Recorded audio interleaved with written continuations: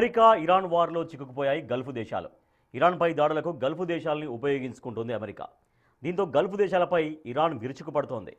అమెరికాకు సహకరిస్తే అంతు చూస్తామంటూ వార్నింగ్ ఇస్తోంది. తాము గల్ఫ్ దేశాలపై తప్పక దాడి చేయాల్సి వస్తుందని, ఒకసారి అమెరికా ఆయా దేశాలను ఉపయోగించుకోవడం ఆపితే తాము దాడుల్ని ఆపేస్తామని చెబుతోంది. ఇప్పుడు గల్ఫ్ దేశాల పరిస్థితి ఏంటి, ఎలా రియాక్ట్ అవుతాయి? ప్రొఫెసర్ గారు, ఇప్పటికే గల్ఫ్ దేశాలపైన ఇరాన్ దాడులు పెంచింది.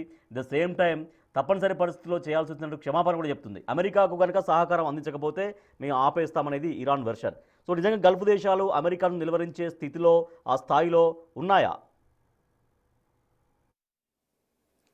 అంటే కరవమంటే కప్ప కోపం, విడవమంటే కరవమంటే కప్ప కోపం, విడవమంటే పాము కోపం అనేది సామెతం చూడండి. అలా ఉంది పరిస్థితి. యూరోప్ ఏం చేయగలుగుతుంది? సో గల్ఫ్ దేశాలు ఏం చేయగలుగుతాయి?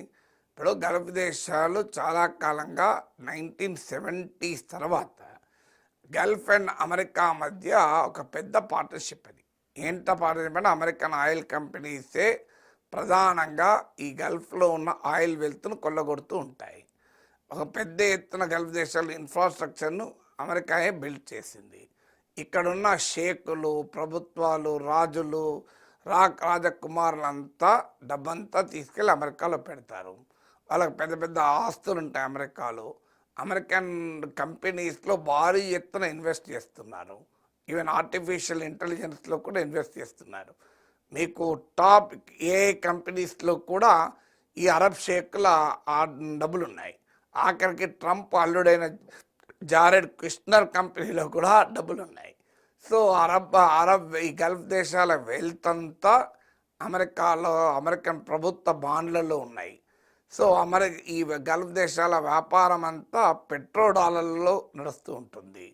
సో ఇక్కడున్న ప్రభుత్వాలకు మత రాజులు, మత ప్రభువులు, రాజులు, నియంతలు, ఇప్పుడు ఏదైతే ఖమేనీ విషయంలో ట్రంప్ మాట్లాడుతున్నాడో అవన్నీ లక్షణాలు వీళ్ళకి కూడా ఉన్నాయి. ఇప్పుడు సౌదీ అరేబియాలో 100 ఏళ్ళుగా ఒకే రాజకుటుంబం పాలిస్తుంది. డెమోక్రసీ ఎక్కడుంది?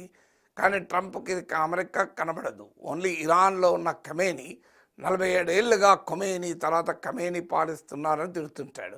మరి 100 ఏళ్ళుగా సౌదీ అరేబియాలో అల్ సౌద్ కుటుంబమే పాలిస్తుంది కదా. దాన్ని ఎందుకు మాట్లాడాడు. జోర్డాన్, ఒమాన్ వీళ్ళందరూ రాజులు. ఈ మోడర్న్ టైంలో కూడా రాజులేంటి? ఇలా నేపాల్ లాంటి దేశం చూసాం కదా, రాజును తీసి పక్కకు పడేసి ఎన్నికలకు వెళ్ళారు. ఇప్పుడు రెమా అనే ఆఖరికి అన్ని పార్టీలు ఓడించి కొత్త పార్టీ అధికారంలోకి వస్తుంది. సో ప్రపంచమంతా ప్రజాస్వామ్యం వైపు మూవ్ అవుతుంటే గ్లోబల్ కస్టాడియన్ ఆఫ్ డెమోక్రసీ, ప్రపంచ ప్రజాస్వామ్య పరిరక్షకురాలైన అమెరికా, దాని అధినేత ట్రంప్ ఈ రాజులందరినీ కాపాడుతూ ఉంటారు. వాళ్ళకు వ్యతిరేకంగా ప్రజలు తిరగబడకుండా ఇవాళ అణచివేస్తున్నదంతా అమెరికా మద్దతుతో ఈ రాజులు చేస్తున్నారు. మీకు అంతకుముందు అరబ్ స్ప్రింగ్ అని చూసాం. ఈజిప్ట్లో, తునిషియాలో పెద్ద ఎత్తున ప్రజలు తిరగబడ్డారు. ఏం జరిగింది? అందువల్ల ఇలా అరబ్ షేకులు, అరబ్ రాజులు అమెరికా అండదండలతోనే తమ ప్రజల్ని అణచివేసి ఉంచగలుగుతున్నారు. లేకపోతే ఆ దేశాల ప్రభుత్వాలు ఇప్పటికి పడిపోయాయి. అరబ్ స్ప్రింగ్లో నేపాల్లో పడిపోలేదు అంత బలమైన ప్రభుత్వాలకు కూడా. ఇలా Nepali Congress, communist party of Nepal, United Marxist Leninist, communist party of Nepal Maoist, ఈ 3 పార్టీలు మీకు 10 సీట్లు వస్తే చాలనే పరిస్థితికి వచ్చిపోయాయి. 2/3 మెజారిటీగా కొత్త పార్టీ ఆర్ఎస్పి, రాష్ట్రీయ స్వతంత్ర పార్టీ వస్తుంది. ఒక రియాలిటీ టీవీ స్టార్. సో ఆయన ఇప్పుడు దేశ ప్రైమ్ మినిస్టర్ కాబోతున్నాడు, బాలేంద్ర షా. సో అందువల్ల మీకు ఇక్కడ కూడా అరబ్ దేశాలకు కూడా మొత్తం కదిలిపోతాయి రాజ్యాలు. అమెరికా మద్దతు ఇవ్వకపోతే ఈ రాజులు కూడా మిగిలడు. ప్రజలు తిరగబడి రాజులు ఇంటికి పంపించేస్తారు. అందువల్ల వాళ్ళ భయం అది. అందువల్ల వాళ్ళ విలాసాలకు, వాళ్ళ సంపదకు, వాళ్ళ రాచరికానికి, వాళ్ళ అణచివేతకు, వాళ్ళ నిరంకుశత్వానికి, వాళ్ళ మత ఉన్మాదానికి అండగా నిలుస్తున్నది అమెరికా. అందువల్ల అమెరికాతో విడగొట్టుకొని ఏమీ చేయలేరు. అలా అని చెప్పి ఇరాన్పై ప్రత్యక్ష యుద్ధానికి పోగలరా? పోతే తమ దేశాల్లో అరబ్ సెంటిమెంట్ వస్తుంది, ముస్లిం సెంటిమెంట్ వస్తుంది, ఆ దేశాల్లో అన్రెస్ట్ అవుతుంది. ఇప్పటికే చాలా దేశాల్లో, పాకిస్తాన్ లాంటి దేశాల్లో పెద్ద ఎత్తున ప్రజలు తిరగబడుతున్నారు కూడా. సో అందువల్ల మీకు అదొక ప్రమాదం. అందువల్ల మీకు ఏమీ చేయలేని దుస్థితులు ఉన్నారు. ఎందుకంటే ఆ దేశాలన్నీ అమెరికన్ మిలిటరీ కాలనీస్ అయిపోయాయి. ఇవాళ మీకు United Arab Emirates, Saudi Arabia, Bahrain, Qatar, Kuwait ఈ అన్ని దేశాల్లో కూడా అమెరికన్ మిలిటరీ బేస్ ఉన్నాయి. ఇరాన్ ఏం చెప్తోంది, మేము మా సోదర గల్ఫ్ దేశాలపై మేము అటాక్ చేయము, కానీ ఆ దేశాలు అమెరికా మిలిటరీ బేసెస్కు ఆశ్రయం ఇచ్చి మాపై అటాక్ చేస్తున్నా మమ్మల్ని ఏం చేయమంటారు అని అంటోంది. అందుకే వాళ్ళ ఇరాన్ లక్ష్యం ఏంటంటే ఈ దేశాల బ్రాండ్ను దెబ్బతీయాలని. ఇవాళ దుబాయ్ బ్రాండ్ వణికిపోతుంది. సౌదీ అరేబియా, యుఏఈ ఈ దేశాలు ఏంటంటే ఈ ఆయిల్ వెల్త్ శాశ్వతం కాదని వాళ్ళకి అర్థమైంది. 100 ఏళ్ళు ఉండొచ్చు, 200 ఏళ్ళు ఉండొచ్చు, తర్వాత ఏంటి? అందుకొరకు తమ దేశాలను ఇంటర్నేషనల్ ఫైనాన్స్కు కేంద్రాలుగా మార్చేస్తున్నారు. అందుకే ప్రపంచంలో ఉన్న రిచ్ అండ్ మైటీ, మీకు దుబాయ్లో ఇల్లు ఉంటాయి, మీకు బాగా డబ్బులు ఉంటే ఏం చేస్తారు, దుబాయ్లో ఇల్లు కొనుక్కుంటారు. మన హైదరాబాద్లో ఉన్న వాళ్ళు కూడా, తెలంగాణలో, ఆంధ్రాలో ఉన్న వాళ్ళు కూడా. కానీ అలాంటి ఆడ ట్యాక్సెస్ ఉండవు, భారీగా రెస్టారెంట్లు, ఎన్ని 100 కోట్లున్నా దుబాయ్లో ఉంటే 15 రోజుల్లో ఖర్చు పెట్టి రావచ్చు. మీ దగ్గర ఒక 50 కోట్లు ఉన్నాయనుకొని చెప్పండి రాజేష్, దుబాయ్కి వెళ్ళండి, ఒక 1 వారం రోజుల్లో ఖర్చు పెట్టి రావచ్చు. కావాలంటే plan of action ChatGPT అడుగుస్తుంది. సో అలా రిచ్ అండ్ మైటీకి అదొక విలాస కేంద్రంగా దుబాయ్ మారిపోయాయి అరబ్ దేశాలు. దానివల్ల ఆ దేశాల ఎకానమీ లాభపడుతున్నాయి, పెద్ద ఎత్తున ఇన్వెస్ట్మెంట్ వస్తుంది. సో అందువల్ల వారు ఇవాళ ఈ అరబ్ దేశాల మనీ ఆఖరికి ఆర్టిఫిషియల్ ఇంటెలిజెన్స్లో భూమి కూడా కారణమవుతున్నాయి. సో అందువల్ల ఇట్ వాజ్ వాళ్ళు ఎంజాయ్ చేస్తున్నారు. ఇప్పుడు ఇరాన్ అమెరికా నుంచి మిలిటరీ బేసెస్ను పొమ్మంటే అమెరికా ఎన్నదు, కాదంటే ఇరాన్ అటాక్ చేసి బ్రాండ్ దుబాయ్ బ్రాండ్ అబుదాబి పోయేటట్టున్నది. అందువల్ల వాళ్ళు అటు ఇటు కాని పరిస్థితిలో ఉన్నారు.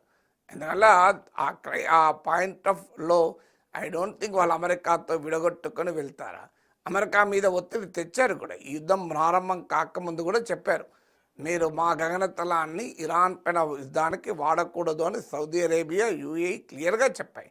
అమెరికా మిత్ర దేశాలన్నీ కూడా పదే పదే విజ్ఞప్తి చేశారు ట్రంప్కు, మీరు ఇరాన్పై అటాక్ పోకండి అని. ఎందుకంటే ఈ భయం ఒకటే కాదు, వాళ్ళకి ఇరాన్తో ఒక లాభం ఉంది. అఫ్కోర్స్ ఈ దేశాలకు ఇరాన్తో ఘర్షణ ఉంది, షియాసున్ని తేడాలు ఉన్నాయి. కానీ ఇజ్రాయిల్కు ఒక బ్యాలెన్స్గా కౌంటర్గా ఇరాన్ ఉపయోగపడుతుంది. లేకపోతే ఇజ్రాయిల్ ఎప్పుడైతే మీద పడుతుందో తెలియదు. అమెరికా కూడా ఇజ్రాయిల్ మీద పడితే కాపాడదని ఖతార్ పైన ఇజ్రాయిల్ దాడితో తేలిపోయింది. అందుకే సౌదీ అరేబియా పాకిస్తాన్తో డిఫెన్స్ అగ్రిమెంట్ కుదుర్చుకుంది, యునైటెడ్ అరబ్ ఎమిరేట్స్ ఇండియాతో డిఫెన్స్ అగ్రిమెంట్ కుదుర్చుకుంది. ఎందుకంటే వాళ్ళకి అమెరికా మీద నమ్మకం పోయింది, ఇజ్రాయిల్ అటాక్ చేయదు అమెరికా ఉండడం వల్ల అనుకుంటలేరు ఇప్పుడు. అందువల్ల ఆ దేశాలకి ఏంటంటే ఇరాన్ ఉంటే ఇజ్రాయిల్ తమ జోలికి రావు అని నమ్మకం. అందుకే దే వాంటెడ్ ఇరాన్ మీద ప్రేమతో కాదు, ఇజ్రాయిల్ను ఎదుర్కోగలిగే సత్తా ఇరాన్కి ఒక్కదానికే ఉంది ఈ అరబ్ ప్రపంచంలో అని. అందువల్ల దే నెవర్ వాంటెడ్ వార్. కానీ ట్రంప్ విన్నాడా? ట్రంప్ ప్రత్యేకత ఏంటంటే ఆయన తన మిత్రులందరినీ ఎంబరాస్మెంట్లో పడేస్తాడు. ఇప్పుడు మోడీని పడేయలేదా? ఇండియన్ ఓషన్లో ఇరానియన్ షిప్ మన విశాఖపట్నానికి వచ్చి మన అతిథిగా government of Indian navy invitation పైన ఇంటర్నేషనల్ నావల్ ఫ్లీట్లో పాల్గొని వెళ్ళిపోతుంటే అమెరికన్ సబ్మెరైన్తో దాడి చేశారు. ఇలా ఎంత ఎంబరాస్మెంట్, మోడీ ప్రభుత్వం తీవ్రమైన వ్యతిరేకతను ఎదుర్కోవాల్సి వస్తుంది. నా యూట్యూబ్ ఛానల్ చూడండి, Modi foreign policy clean bold అని ఈ ఉదాహరణతో పెడితే 80,000 మంది చూశారు. ఒకప్పుడు ఇలా మోడీని ప్రశ్నిస్తే చూసేవారా? మీకు దాన్ని బట్టి అర్థమవుతుందిగా ప్రజల్లో ఏ రకమైన సెంటిమెంట్ ఉంది అనేది. ఆ సెంటిమెంట్ ఉంది కనుకనే కదా ఖమేనీ చనిపోతే సంతాపం కూడా తెలపద్దని చెప్పి మన ఎంబసీలన్నిటికీ ఫారిన్ మినిస్ట్రీ ఆర్డర్స్ పంపింది, మీరు వెళ్ళి ఇరాన్ ఎంబసీకి వెళ్ళి ఆ దేశాల్లో సంతాప సందేశాల్లో సంతాప రిజిస్టర్లో సంతకం చేయకండి అని. కానీ మార్చుకొని 2 రోజుల తర్వాత మన ఫారిన్ సెక్రటరీ విక్రమ్ మిస్త్రీ వెళ్ళి ఇరాన్ ఎంబసీ సంతాపాన్ని ఎందుకు ప్రకటించాడు? ప్రజాభిప్రాయం వ్యతిరేకంగా మారుతోందని అర్థమయ్యే భారత ప్రభుత్వం ఉన్నారు. అలా మోడీయే కాదు, అందరినీ ట్రంప్ ఎంబరాస్మెంట్లో పడేస్తున్నాడు. సో అందువల్ల తన మిత్ర దేశాలను ఎంబరాస్మెంట్లో పడేలో ట్రంప్ను మించిన వాడు లేడు. కానీ వాళ్ళకి they have no option, they have to deal with Trump, sale with America. Right, okay అండి.